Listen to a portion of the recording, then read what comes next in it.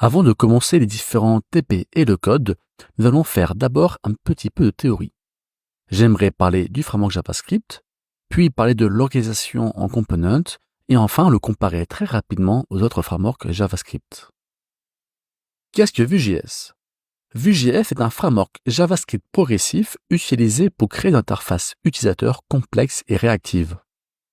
Il permet de construire des applications web à l'aide de composants réutilisables, facilitant ainsi le développement et la maintenance du code.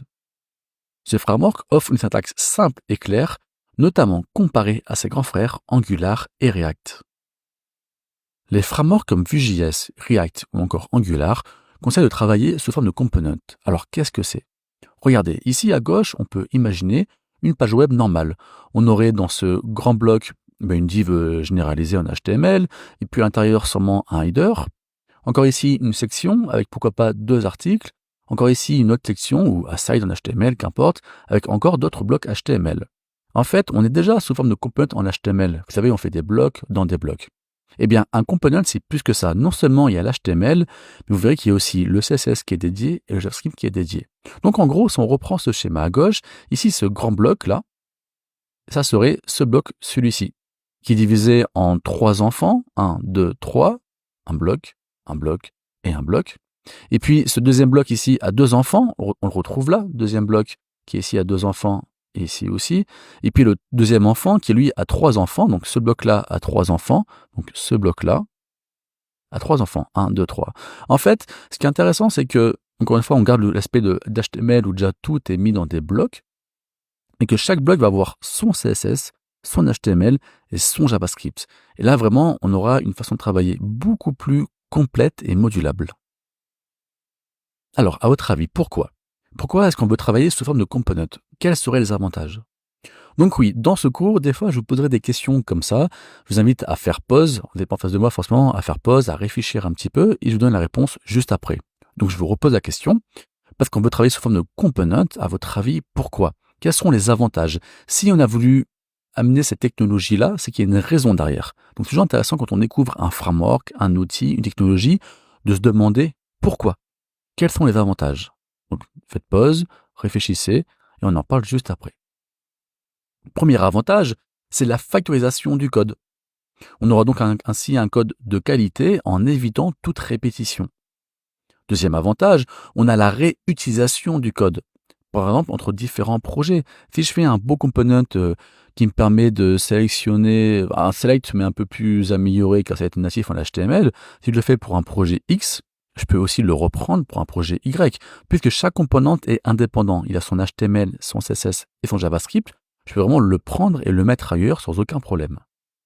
Troisième avantage, justement, on a l'indépendance des components. Vu que chaque component a son HTML, son CSS et son JavaScript, donc je peux en modifier un sans impacter les autres. Et ça aussi, c'est énorme comme avantage. En tout cas, cette façon de travailler sous forme de component, ça a déjà été imaginé en 1994. Mais on n'avait pas encore la technologie qu'il fallait vraiment pour, donc on l'a vraiment lancé en 2012. Donc, comme on vient de le voir, les composants dans Vue.js sont réutilisables. Si je crée un bouton, un select ou un formulaire, je peux le réutiliser ailleurs sur le site web ou même sur un autre projet. Les composants sont aussi modulaires, donc tout comme un module classique. Cela veut dire qu'ils ont leur propre structure et logique. Chaque component contient son HTML, son CSS et son JavaScript. Les composants peuvent aussi communiquer entre eux.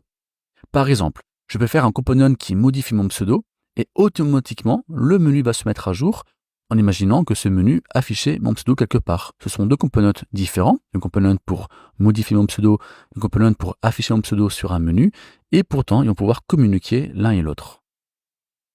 Comment ça marche? Eh bien en fait, chaque composant dans Vue.js, c'est des éléments réutilisables et indépendants. Ils peuvent être imbriqués et communiquer entre eux. Chaque composant possède son propre état, c'est-à-dire ses données, et peut être dynamiquement mis à jour en réponse à des changements. Encore une fois, je change le pseudo, le menu se met à jour. Grâce aussi à la gestion efficace de l'état et des cycles de vie, on en parlera plus tard, les composants offrent une manière modulaire et flexible de construire les applications web. Bon, ne vous inquiétez pas, c'est pas mal de théorie pour l'instant, mais vous allez voir, dans la pratique, c'est très facile et on verra encore une fois point par point. Donc, puisque Vue.js marche avec des composants, on a besoin d'en créer. Comment en créer? Eh bien, vous allez voir, extrêmement simple. En gros, il faut pour que chaque component, on doit définir sa structure, son comportement et son apparence. En gros, c'est-à-dire qu'on va avoir son HTML, sa structure, son CSS, le design, l'apparence de l'élément, et son comportement, ça sera du JavaScript, qui aura le code logique et moteur à l'intérieur de celui-ci.